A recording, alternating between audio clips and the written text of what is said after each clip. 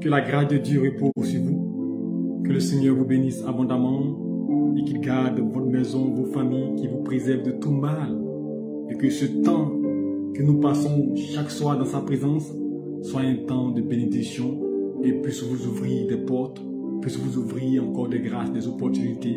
Que Dieu vous bénisse abondamment. Très heureux de vous retrouver en cette soirée, en cette porte de week-end. Alléluia, Dieu bénit le Seigneur de ce qui nous a gardés et nous a préservés jusqu'ici et nous fait la grâce d'être là encore en bonne santé. Que Dieu nous bénisse. Shalom à toi, ma fille Annick, ça fait 2 jours combien sois béni. Que la grâce de Dieu repose sur toi. Shalom à toi, maman, Dieu merci. Dieu te bénisse. Sois béni. Maman Gigi, que Dieu te garde. Shalom à toi, maman Nina. Que la paix de Dieu soit ton partage. Que Dieu combatte pour toi. Que le Seigneur se souvienne de vous. Shalom à toi, maman Marlène. Que Dieu te bénisse. Que le Seigneur veille sur ta vie. Et que Dieu vous protège tous. Alléluia. Je vous salue tous dans le nom précieux de Jésus-Christ. Et je prie que le Dieu Tout-Puissant, le Seigneur des Seigneurs, le Dieu fidèle, se souvienne de vous, de votre fidélité à ces programmes-là qui vous restaurent et qui vous protègent et qui vous gardent entre les creux de ses mains afin que vous puissiez en toutes choses avoir la victoire. Dieu vous bénisse. Sois béni, Dominique. Shalom à toi. Moi, Edith, sois béni. Vanier, que le Seigneur te bénisse, qu'il te garde, qu'il te préserve. Nous allons prier le Seigneur et lui confier ce moment, qui vient prendre le contrôle et qui vient nous guider, qui vient se soucier, qui vient être avec nous en ce temps, afin que nous puissions encore bénéficier de ses faveurs. Ensemble pour le Seigneur. Seigneur, nous voulons te bénir, notre Dieu, notre Père, et te dire merci. Merci encore pour cette soirée. Merci de ce que tu nous as gardé jusqu'au port du week-end. Nous bénissons ton nom pour ta paix. Nous bénissons ton nom pour la force que tu nous as donnée. Durant le début de la semaine, tu as été avec nous jusqu'ici. Tu nous as préservés, tu nous as soutenus, tu nous as enseigné, tu nous as communiqué la parole. Ce soir encore, nous voulons que tu viennes nous parler. Tu viennes nous communiquer encore la vie à travers ta parole. Bénis ce moment et dispose nos cœurs à l'écoute de ta parole. Que ta parole soit source de vie. Je prie dans le nom de Jésus-Christ que tout projet, que tout programme contre nos vies soit voué à l'échec au nom de Jésus-Christ. Merci pour ta grâce. Règne parmi nous. Que ta lumière demeure parmi nous. Et je prie que ce moment te soit dédié au nom de Jésus-Christ. Amen. Dieu nous bénisse et que sa paix soit avec nous. Que le Seigneur nous guide abondamment et qu'il se souvienne de chacun d'entre vous. Ce soir, notre thème c'est la miséricorde triomphe du jugement. La miséricorde triomphe du jugement. Alléluia. De quoi s'agit-il? Alléluia. Quand on parle de miséricorde, on parle de clémence. Quand on parle de miséricorde, on parle de pardon. Quand on parle de miséricorde, on parle de compassion. Alléluia. Quand on parle de miséricorde, on parle d'indulgence. Alléluia. Donc, nous devons être indulgents. Alléluia. Et nous devons pardonner. Alléluia. Et quand on parle de jugement, on parle de verdict. Alléluia. On parle de quelqu'un qui doit être jugé. Alléluia. L'action de juger. Alléluia. On parle d'un arrêt, d'une sentence. Alléluia. Qui doit être dite. Alléluia. Elle peut être favorable ou défavorable. Alléluia. Quand on parle de jugement, et triompher, c'est avoir la victoire. Donc, si on veut reformuler, alléluia, c'est que si on sent que la miséricorde, que la compassion, l'indulgence, le pardon, alléluia, nous permet d'avoir la victoire sur le jugement, sur la sentence, alléluia, qui pourrait nous être destinée, alléluia. Donc, la miséricorde triomphe du jugement. Et donc, le passage est trouvé dans Jacques chapitre 2. Jacques chapitre 2, à partir du verset 10, il est écrit, il dit, car quiconque observe toute la loi, mais pêche contre un seul commandement, devient coupable de tous. En effet, celui qui a dit, tu ne commettras point d'adultère, a dit aussi, tu ne tueras point. Or, si tu ne commets pas d'adultère, mais que tu commets un meurtre, tu deviens transgresseur de la loi.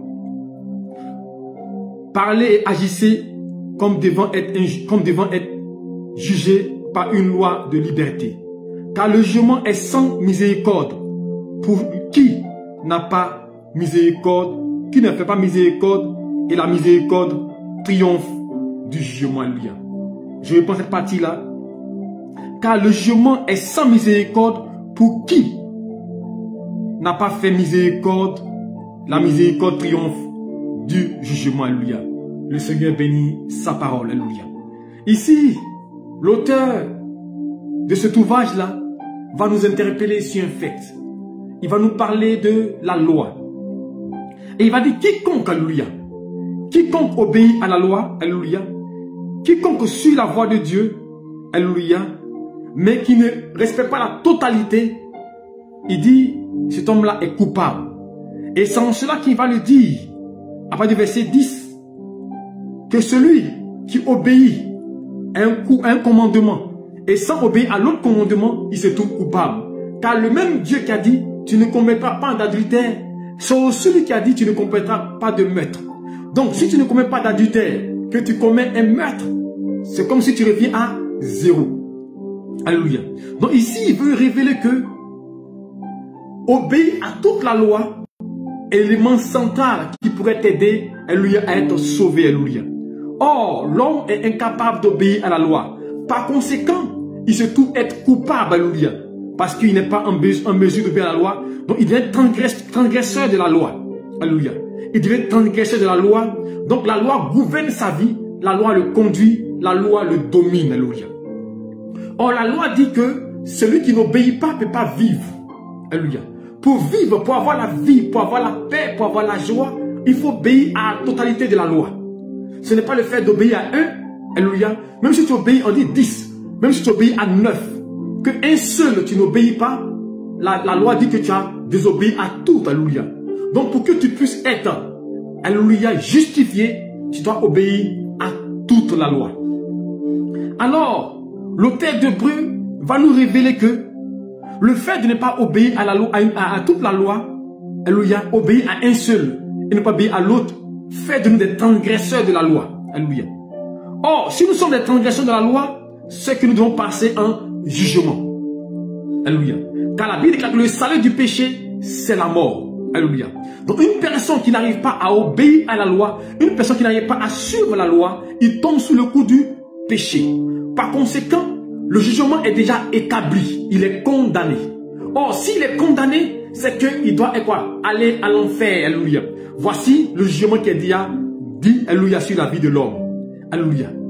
Mais la Bible, Dieu a tant aimé le monde qu'il a donné son Fils unique, afin que quiconque croit qu'il ne périsse point, mais qu'il ait la vie éternelle. Donc, en croyant en Jésus-Christ de Nazareth, à l'œuvre qu'il a accomplie, il nous donne d'être pardonnés, alléluia.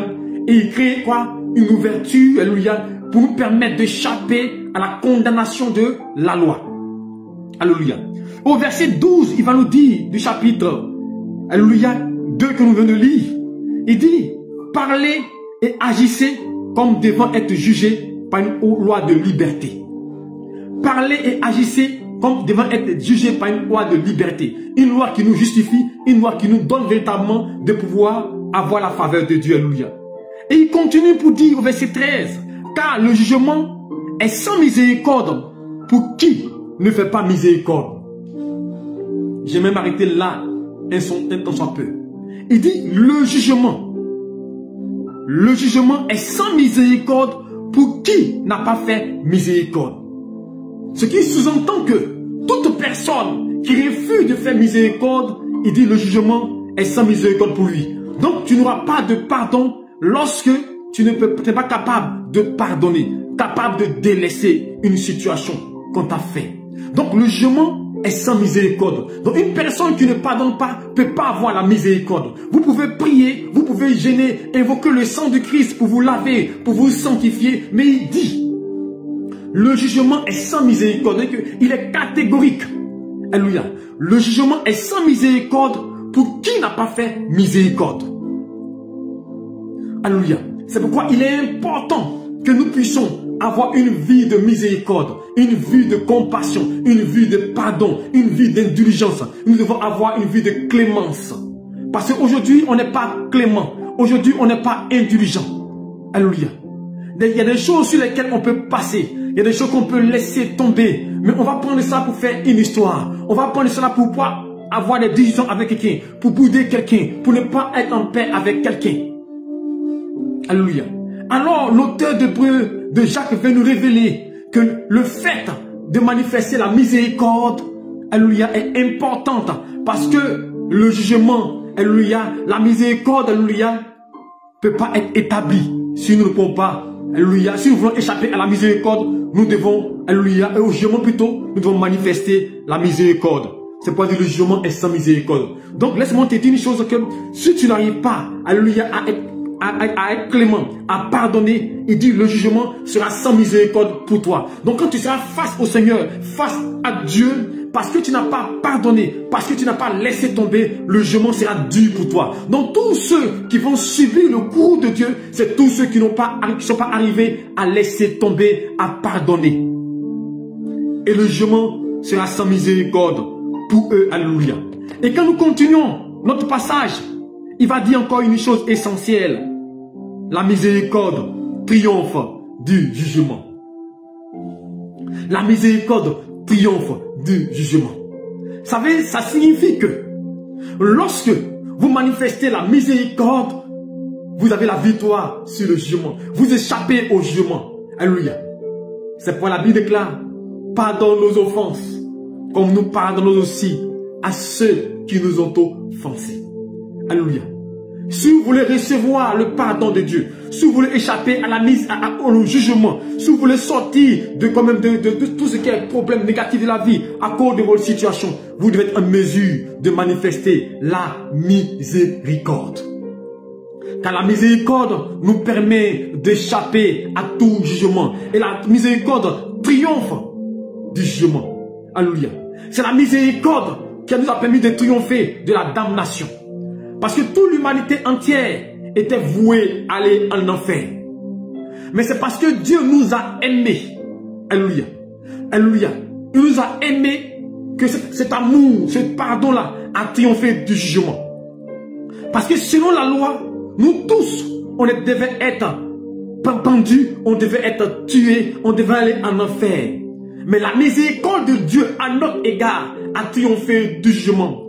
Et je vous ai parlé une fois d'une illustration d'une personne qui est coupable d'un fait. Une personne qui a péché. Une personne qui a tué, qui a fait du mal. Et le jugement qui va lui être porté, on va lui dire 20 ans de condamnation. Voici le jugement qu'elle reçoit, le verdict qu'elle reçoit. Mais si on s'en tient à notre verset qui dit la miséricorde, alléluia, la miséricorde triomphe du jugement, alors on peut voir quand Christ vient pour dire j'ai payé le prix pour lui. Il est libre. Le jugement là est effacé. Alléluia. Parce que la miséricorde triomphe du jugement. C'est comme une grâce qu'on prend. Quand par exemple en fin d'année, quand le président prend un décret pour une grâce, alléluia, à l'encontre de tous ces bandits là, c'est la miséricorde, le pardon de la société, le pardon de l'État qui va triompher du jugement qu'on a fait. Donc tous ces gens qui étaient des bandits de grand chemin, qui ont tué, qui ont volé, qui ont fait des mauvaises choses, qui ont été condamnés à 5 ans, 10 ans, 20 ans pour certains, d'autres peut-être qui ont inventé des femmes, à cause d'une simple loi, à cause d'un simple décret. La clémence des gouvernants, la clémence de l'État va triompher du jugement qui a été porté sur eux. Donc ce qui signifie que le jugement domine, la miséricorde domine le jugement. Donc c'est pourquoi nous devons manifester la miséricorde. Parce qu'en manifestant la miséricorde, alléluia, cela nous permettra d'échapper au jugement. Oh, je vous dis une chose, le jugement est toujours manifeste. Car la Bible déclare que le jugement commencera par la maison de l'Éternel. Or, quand il dit commencera, ça veut dire ça a déjà commencé. Car celui qui pêche, c'est celui qui mourra. Alléluia. Plus tu pardonnes, plus tu es pardonné. Alléluia. Et je vais parler de David. Quand on parle de l'histoire de David, je vous l'ai dit plusieurs fois. C'est vrai qu'on dit David a péché. On dit David a fait des mauvaises choses. Mais je vous dis une chose. Ce qui a fait que David a été distingué. David a été un homme point. Et même quand vous lisez la Bible, lorsque Dieu parle de David, il dit voici un homme qui a marché devant moi avec bonté de cœur. Et Dieu ne se souvient même pas de ce que David a tué.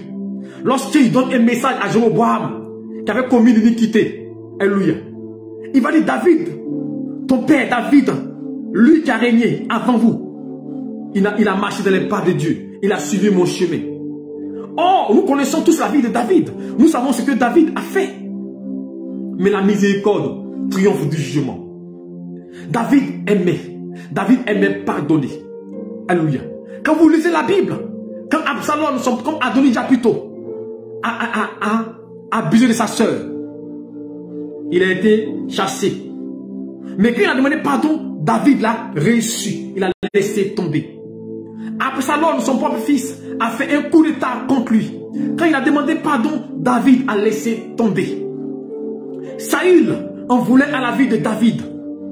Voulait le tuer. Mais quand il a reconnu son état, David a laissé tomber. Il a pardonné. Chiméi, quand David a cherché le trône, il est dans le désert. Le Chiméi a commencé à maudire David. Puis c'est parce que tu as péché, tu as commis l'iniquité que Dieu est en train de te punir. Là encore, David a laissé tomber. Il dit, c'est pas grave, laissez-le. L'amour que David manifestait, l'amour qu'il avait dans le cœur, c'est ce qui a triomphé du jugement. Pendant que Dieu devait le frapper, à cause de son iniquité, la miséricorde a triomphé. Parce que quand tu pardonnes, tu seras pardonné. C'est pourquoi je vous ai dit une chose. Tout à l'heure, verset 12. Déjà chapitre 2, il a dit quoi? Il dit, dans l'avant-dernier chapitre, il dit, Jacques chapitre 2, verset 12, le dernier chapitre, plutôt, le dernier paragraphe, il dit car le jugement est sans miséricorde pour qui n'a pas fait miséricorde. Est-ce que vous comprenez? Car le jugement est sans miséricorde, le jugement est sans pardon, le jugement est sans pitié, le jugement n'est pas intelligent pour celui qui n'a pas fait miséricorde. Voilà pourquoi David a reçu la miséricorde de Dieu. Était l'homme selon le cœur de Dieu. Parce que le miséricorde, le jugement, alléluia, le jugement ne peut pas être influencé un homme de miséricorde. Alléluia. Parce que la miséricorde triomphe du jugement. Alléluia. Donc celui qui fait miséricorde, lui aussi on lui fera miséricorde. Alors je veux dire à quelqu'un ce soir, avant d'aller plus loin, que nous comprenons que le Seigneur nous exhorte ici, que plus nous pardonnons, nous aussi nous serons pardonnés. Car la miséricorde triomphe du jugement. La miséricorde triomphe de la mort. La miséricorde triomphe de toute action que tu as pu poser. C'est pas vous voyez des gens qui commettent des impairs, mais Dieu les pardonne. Saül, la Bible déclare Dieu l'a rejeté pour avoir fait le sacrifice. Pour s'être arrogé le droit de faire le sacrifice, Dieu l'a rejeté. Mais David, il est rentré dans le temple. Il a mangé les pains de proposition qui étaient destinés aux sacrificateurs. Il a enfreint une loi. Dieu lui a pardonné. David a fait tuer Uri. Il a pris sa femme. Dieu lui a pardonné. C'est pour dire une chose. Plus vous pardonnez, plus on vous pardonnera. C'est pourquoi la Bible déclare, pardonne nos offenses, comme nous pardonnons aussi à ceux qui nous ont offensés. C'est pour dire que, pour avoir la miséricorde, c'est lié au fait que tu puisses aussi, alléluia, pardonner aux autres les offenses. C'est pourquoi la miséricorde triomphe du jugement. Donc, que ce soit le jugement qu'on peut faire sur toi, que ce soit le décret de mort, que ce soit ce qu'on peut manifester contre toi, plus tu pardonnes, plus tu as un cœur de pardon, ça ne réussira pas, ça ne marchera pas, alléluia. Ils vont essayer, mais à cause de ton cœur, tu triompheras. À cause de ton cœur, Dieu te donnera d'avancer, alléluia. Dans la miséricorde, triomphe du jugement. C'est pourquoi chacun de nous, nous devons apprendre à manifester la miséricorde, alléluia. On va lire deux passages avant de continuer notre développement. Alléluia. Matthieu 18, à partir du verset 23. 23 à 35. Et je fais la lecture pour vous. Alléluia. Il est écrit, c'est pourquoi le royaume des cieux est semblable. Il parle d'une parabole, Jésus qui parle. Le royaume des cieux est semblable à un roi, écoutez bien, qui a voulu faire rendre compte à ses serviteurs quand il se mit à compter. On lui amena un qui lui devait 10 000 de talents. Comme il n'avait pas de quoi à payer, son maître ordonna qu'on le vendit, alléluia. Son maître ordonna qu'on le vende, alléluia. Lui et sa femme, ses enfants, et que tout ce qu'il avait, et que sa dette fût acquittée. Le serviteur, se jetant à terre, se prosternant devant lui, et dit, Seigneur, aie patience envers moi, pour qu'il soit miséricordieux envers moi, et je te paierai tout. Ému de compassion, le maître de ce serviteur le laissa aller et lui remit la dette. Après qu'il fut sorti. Alléluia. Donc voici quelqu'un qui devait de l'argent. près de 10 000 talents. Donc on va dire peut-être 10 millions de francs CFA, pour pas être en autre thème, ou même 10 millions d'euros. Il devait de l'argent à son maître. Et son maître va le convoquer pour dire il est temps de me rembourser. Et celui-ci n'avait pas les moyens de rembourser à ce maître-là. Alors ce maître décide qu'il soit attrapé, lui, sa femme, ses enfants, sa maison, et qu'on puisse les vendre pour qu'il puisse payer les dettes. Alors cet homme-là, quelle a été sa posture, sa position? Il s'est mis en genoux, il a demandé pardon au maître. Il dit, s'il te plaît, je connais que je te dois, sois patient envers moi, le temps que je trouve les moyens pour pouvoir m'acquitter de la dette, m'acquitter de ce que je te dois. Alléluia. Alors le maître fut ému de compassion, parce que cet homme a demandé pardon. Parce que cet homme a imploré son indulgence. Je veux dire à quelqu'un, quand des gens sont en face de vous, quand des gens vous demandent pardon, quand des gens implorent votre indulgence, acceptez. Alléluia. Parce qu'il y a des gens à qui on demande pardon, mais qui refusent.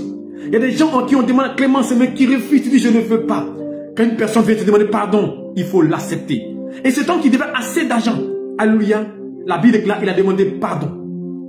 Il dit, pardon, je reconnais que j'ai mal fait. Je reconnais que j'ai mal agi. Je reconnais que je te dois de l'argent. Je sais que je ne suis pas en mesure de payer maintenant. Mais donne-moi assez de temps. Donne-moi un délai. Donne-moi un temps pour que je puisse recouvrir la dette. Si tu dois, si quelqu'un te doit, il te demande un moratoire, un temps, il faut accepter. Alléluia. Alors le maître fut ému de compassion. Et la Bible déclare, tellement ému de compassion, au verset 26, au verset 27 plutôt, on dit ému de compassion, le maître de ce serviteur le laissa aller et lui remit la dette. C'est-à-dire qu'il a effacé la dette. Il dit, à partir d'aujourd'hui, tu ne me dois plus. Alléluia. À partir d'aujourd'hui, j'efface ta dette. Ce que tu me dois, je laisse tomber. Alléluia. Et la Bible déclare que, après qu'il fut sorti, lui à qui on a dit, on laisse la dette, après qu'il fut sorti, ce serviteur rencontra un de ses compagnons qui lui devait 100 deniers. Il se saisit de lui et l'étranglait en disant, parce que tu me dois. Son compagnon se jetant à terre, le suppliant en disant, aie patience envers moi, je te paierai. Mais l'autre ne voulut pas. Il alla le jeter en prison jusqu'à ce qu'il paye ce qu'il devait. Ses compagnons ayant vu ce qui était arrivé furent profondément attristés. Ils allaient raconter à leur maître tout ce qui s'était passé. Alors le maître fit appeler ce serviteur et lui dit, méchant serviteur, je t'avais remis en entier ta dette parce que tu m'en avais supplié. Ne devais-tu pas aussi avoir pitié de ton compagnon comme j'ai eu pitié de toi? Et son maître irrité le livra au bourreau jusqu'à ce qu'il ait payé tout ce qu'il lui devait. C'est ainsi que mon Père céleste vous traitera si chacun de vous ne pardonne pas à son frère de tout son cœur. J'espère que vous avez compris cette lecture. Alléluia. Alors lui, il a été pardonné. Sa dette a été effacée. Il devait 10 000 deniers. Donc je peux dire 10 millions de francs. Alléluia. Et lui, il va commander son compagnon à qui devait peut-être 1 million. Il va le tangler. Il va le saisir, le jeter par terre. Parce que tu me dois. Et la Bible déclare qu'il va le prendre. Et il va le mettre en prison. Jusqu'à ce que le jeune là l'ait payé la totalité de son argent. Vous voyez comment c'est triste. Lui, on lui a pardonné. Mais lui, il a refusé de laisser tomber sa dette. Lui, il devait beaucoup. Près de 10 000 talents. Mais lui, on lui devait seulement que 100 deniers. Mais il n'a pas tenu compte. Parce que lui, on l'a laissé assez. On a fait sa dette. Il a pris celui-là, il l'a mis en prison. La Bible dit que ceux qui étaient autour ont été attristés. Ils ont fait cas de cela au maître. Et quand le maître a entendu cela, il va le rappeler. Il va dire, c'est vrai, j'avais effacé ta dette. Mais maintenant, je ne fasse plus, tu vas me payer. Il va le mettre en prison. Et celui-ci va payer la dette. Peut-être qu'on va dire c'est en termes d'argent. Mais vous savez, même sur le plan spirituel, tout c'est passé par ce message-là peut avoir de l'impact. Quand vous n'êtes pas capable de laisser tomber là où on vous a pardonné, là où on vous a laissé tomber, vous devenez dur avec les autres, et ça a compliqué pour vous de vous en sortir. Alléluia. Lui, on lui a pardonné, mais il refuse de pardonner. Ils sont nombreux comme ça, chrétiens. Ils sont nombreux comme ça qui prient Dieu. Dieu nous pardonne. Voici l'image en fait. L'image du serviteur, du maître, c'est l'image de Dieu. L'image du maître est l'image de Dieu. Dieu qu'on incite tous les jours. Dieu qu'on bafoue tous les jours. Dieu à qui on doit toute notre vie. Dieu nous pardonne toutes nos fautes. Dieu nous pardonne nos dettes. Ce qu'on doit à Dieu, il nous pardonne, il laisse tomber. Mais nous comptons quelqu'un qui nous doit du peu. On est prêt à lui faire du mal. On est prêt à l'emprisonner. Et il dit, si vous faites ainsi, votre maître vous traitera aussi de la même façon. La miséricorde triomphe du jugement. Alors pour dire à quelqu'un ce soir, parce que je ne veux pas être long ce soir, je vais simplement dire à tous ceux qui m'écoutent, pour bénéficier de la miséricorde et pour échapper au jugement, tu dois être en mesure de faire comme le maître. Lorsqu'on t'a pardonné, tu dois aussi pardonner. Parce que l'un des plus grands problèmes que nous avons, et que nous souvent on pense que c'est quelque chose de simple, nous ne pardonnons pas. On dit je laisse tomber, mais en fait on n'a pas pardonné. C'est dans notre cœur. Il suffit d'une petite blessure, et puis on va rappeler cela. Hier tu m'as fait cela. Une chose qu'on a pardonné, on ne s'en souvient plus. Parce que quand nous péchons, qu'on commet l'adultère, qu'on commet l'impudicité, qu'on ne demande pas dans Dieu, Dieu ne se rappelle plus de notre impudicité. Dieu oublie ce qu'on a fait hier. Mais pourquoi nous, on est toujours en train de ressasser le passé? Non, avant-hier, tu as pris mon argent. Et dit qu'on ramène toujours ce qui est passé. Vous savez, la force des chrétiens, c'est le pardon. Arrivons à nous pardonner. Parce que la miséricorde triomphe du jugement. La miséricorde empêche quelqu'un de recevoir le courroux de Dieu. Parce que le jugement, ce n'est pas forcément aller en prison.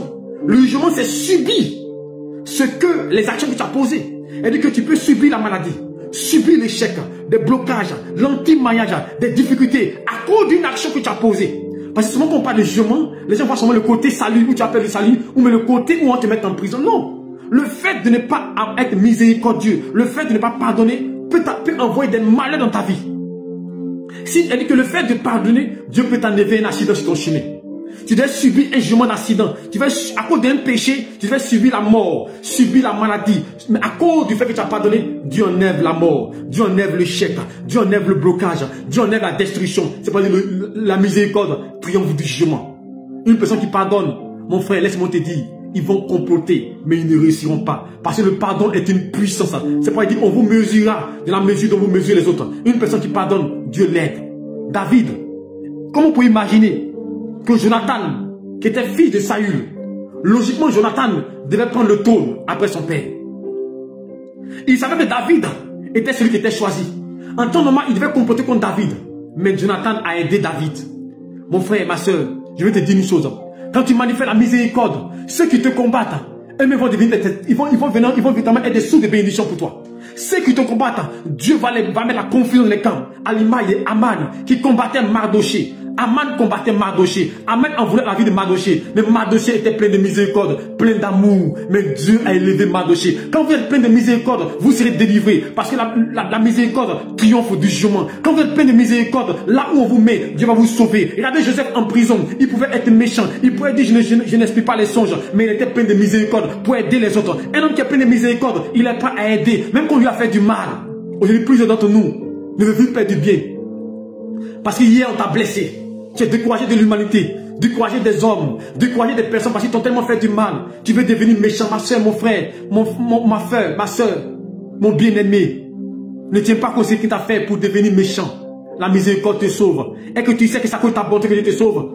C'est pas que tu as un bon cœur que Dieu veille sur toi. Et que tu sais combien de fois il est en te combattre, combien de fois il médite le mal, mais à cause de ta bonté de cœur, à cause du fait que tu pardonnes, Dieu veille sur toi, Dieu te préserve et Dieu te garde. La miséricorde triomphe du jugement. Que ce soit le jugement qu'on va faire contre toi, que ce soit le complot qu'on va faire contre toi, à cause de ta miséricorde, Dieu va les mettre en déroute. Ils vont s'assembler, ils vont faire des projets contre toi, ils vont mener des batailles contre toi, mais à la finalité, Dieu va mettre la confusion dans les camps, parce que tu es plein de miséricorde.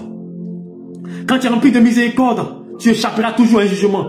Tu échapperas toujours à une œuvre maléfique, tu échapperas toujours à un problème. On dit, mais celle-là, elle fait comment? Mais qui est pris même? Comment elle arrive à s'en sortir? Tu diras, ça cause la miséricorde. Je vous dis, la miséricorde est une puissance. Le pardon est une puissance. Être à pardonner, laisser tomber est une puissance. C'est pourquoi il est important d'apprendre à laisser tomber. Souvent, pardonner n'est pas un signe de faiblesse. Ce n'est pas un signe de faiblesse. Ce sont les forts qui pardonnent. Est-ce que vous savez, imagine que quelqu'un t'a fait du mal, quelqu'un t'a blessé, quelqu'un t'a détruit, il a gâché ta vie, et puis tu dis je te pardonne, et puis tu pries pour lui. Ce sont les signes des forts. Il faut être fort pour le faire. Mais quand tu le fais, tu reçois une grâce. Quand tu le fais, tu reçois une faveur. Chrétien, ça ne sert à rien de répliquer. La miséricorde triomphe du jugement. Et c'est la miséricorde qui a fait que nous, chrétiens, aujourd'hui, on peut danser, on peut chanter, on peut insulter Satan, on peut dire Satan tu es maudit, on peut marcher sur lui, on peut le craser comme les gens pour le dire, on peut le puriger, alléluia. C'est ça, ça cause la miséricorde. Sinon, en temps normal, toi tu penses que tu peux te mettre devant Satan, ça cause la miséricorde. Parce que la miséricorde que nous avons reçue de Dieu nous protège, nous garantit la paix, nous garantit le salut, nous garantit la faveur de Dieu. Parce que la Bible déclare dans 1 Pierre 1,9, c'est au prix de votre foi que vous obtiendrez le salut. La Bible déclare que c'est par la grâce que vous êtes sauvés. Ça ne vient pas de vous, c'est un don de Dieu. À cause de la miséricorde, nous avons eu la grâce de Dieu. Mon frère, ma soeur, pas parce que tu es bon, pas parce que tu es meilleur que tu es sauvé. C'est à cause de la miséricorde de Dieu. Dieu t'a aimé sans tenir compte des temps passés, sans tenir compte de ton péché passé, sans tenir compte de ta vie passée. Il dit, je donne le salut. Il dit, je suis mort pour toi, pour que tu aies la vie éternelle. Il dit, voici mon sang payé. C'est un avocat. Il a 6 anneaux de paix. Et il essaie pour nous. Il parle pour nous chaque fois, afin que nous soyons libérés. Alors ce soir, je vais seulement dire à quelqu'un, manifeste la miséricorde. Quand on te lance des pierres, toi apporte la vie. La miséricorde triomphe du jugement. La miséricorde triomphe du jugement. On ne peut rien contre quelqu'un qui manifeste la miséricorde.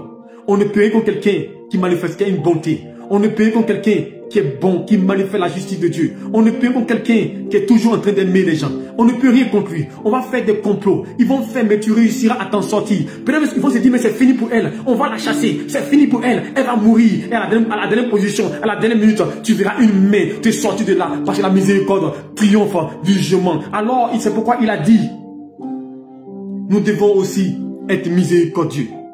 Et je vais relire ce passage pour terminer. Alléluia. Dans Jacques, pour que chacun de nous puisse encore le garder à mémoire. Le verset 12. Je vais relire ce passage encore, pour que tu le gardes à mémoire.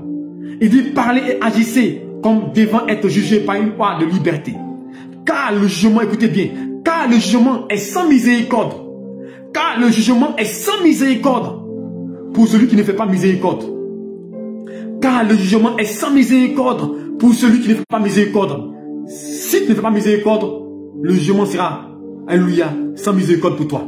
Tu n'auras pas de pardon, tu n'auras pas de paix, tu n'auras pas de grâce. Et tu subiras le courroux, tu subiras des malheurs, tu subiras des blocages, tu subiras des situations négatives. Alléluia. Le jugement est sans miséricorde pour qui ne fait pas miséricorde. Mais la miséricorde triomphe du jugement. Je vais m'arrêter là ce soir. Mais la miséricorde triomphe du jugement. Dieu défendra toujours ta cause. Tu auras toujours la victoire. Tu auras toujours ton nom glorifié. Dieu va toujours t'enlever des situations. Parce que la miséricorde triomphe du jugement. Que Dieu te bénisse, qui te couvre, qui te protège et qui te donne de toujours triompher, alléluia, du jugement. Que son nom va te mettre, même quand tu seras acculé, même quand tu seras coupable d'une situation, d'un problème, que la miséricorde de Dieu te donne d'échapper au jugement. Même quand on te prendra en farine d'adultère, comme cette femme prit en farine d'adultère. Ils l'ont pris là. Ils l'ont mis devant Jésus-Christ. Ils ont dit, la loi dit, une telle personne qui pêche, on doit la lapider. Et ceux qui parlaient eux-mêmes là, Jésus leur a dit, il voulait dire, celui qui n'a point péché, qu'il prenne le premier la pierre. Il voulait dire, ce que vous allez faire, on va vous faire la même chose. Si vous n'avez pas péché, faites-le. Mais si vous avez péché, ne le faites pas. Si vous faites, vous allez en subir. Voici en fait ce que ça voulait dire, vous allez en subir.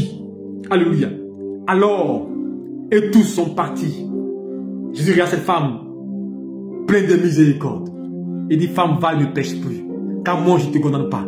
Dieu ne te condamne pas. C'est pourquoi je dis aux gens, le message de l'évangile, le message du salut, ce n'est pas un message de condamnation. Ce n'est pas un message qui dit, tu vas mourir, tu vas en enfer. Ce n'est pas un message qui dit, toi impudique que tu es mort, tu vas périr en enfer. Non. C'est un message qui dit, toi qui souffres, toi qui es dominé par l'échec, par l'anti-mariage, par l'homosexualité, toi qui es dominé par la mort, toi qui es dominé par l'impudicité, par la drogue, il y a encore une chance pour toi, il y a une solution pour toi, tu peux t'en sortir. Jésus-Christ est venu pour toi, donne-lui ta vie, il va te sauver, car il est venu pour toi, il est venu pour toi pécheur. Voici la miséricorde, il te pardonne, il t'aime dans ton état, il veut te sauver, car la Bible déclare, il aime le pécheur, mais il hait le péché. Dieu hait ce que tu fais, Dieu hait ton action, Dieu hait ton problème, pour ne pas que tu meurs, pour ne pas que tu tombes dans le péché, pour ne pas que tu ailles en enfer, il te tend la main pour te dire rien n'est impossible. Ce n'est pas encore tard, tu peux être sauvé. Voici la miséricorde de Dieu. Dieu t'aime, il est capable de te pardonner aujourd'hui même. Même si tu te répands aujourd'hui, il est capable de te pardonner. Un pasteur me donnait un témoignage d'un monsieur qui était à Divo, à Bégrou plutôt. Il dit ce monsieur-là fait de mauvaises choses. Ce monsieur-là était tout le temps en train de les persécuter. Il fait des choses négatives contre eux. Et puis un jour, ce monsieur est tombé malade. Et ils sont venus l'appeler par terre. Ce monsieur était sur le point de mourir. Et ce monsieur dit au pasteur, pasteur, vraiment, je regrette tout ce que je fais. Est-ce que Jésus-Christ m'a accepté maintenant? Le pasteur dit, il n'y a pas de problème. Es-tu prêt à reconnaître ton état? Et le monsieur a dit, Seigneur, je reconnais que j'ai péché. Et le pasteur a fait confesser, pardon mon péché. Et le pasteur a prié pour lui.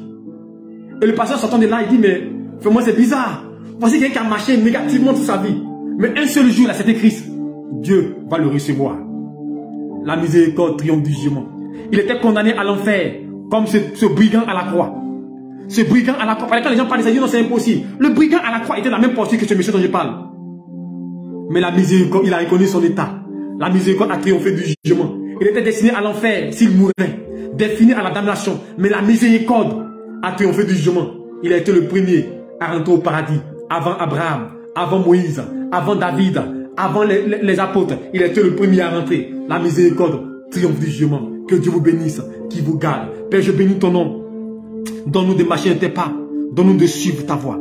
Donne-nous d'avoir un cœur reconnaissant, un cœur d'amour, un cœur de clémence, d'être clément, compatissant, de manifester, mon Dieu, Père, Seigneur Jésus-Christ, l'indulgence envers les autres. Père, de pardonner aussi. Car la Bible déclare, pardonne nos offenses, comme nous pardonnons aussi à ceux qui nous offensent. Couvre mon frère, préserve la garde là, et que ton esprit l'assiste, et que tu veilles sur nous. Je te confie ce week-end et cette nuit, préserve mon frère, bénis ce week-end, continue d'agir, continue de manifester des vies, mon Dieu, crée des miracles, des ouvertures, des bénédictions, bénis mon frère, mon Dieu, et que tout jugement qui a été décrété sur mon frère, tout jugement qui a été décrété soit annulé, soit ôté, mon Dieu, et que la miséricorde triomphe du jugement, et que mon frère soit libre, qu'il ait la paix, qu'il ait la joie, mon Dieu, et qu'il avance en pleine eau avec toi. Merci pour ta grâce, merci pour ta fidélité, au nom de Jésus-Christ. Amen. Que Dieu vous bénisse. Que Dieu vous couvre. Je vous souhaite une bonne nuit, un bon week-end. Sous la puissance de Dieu, alléluia. Nous nous retrouvons samedi, alléluia.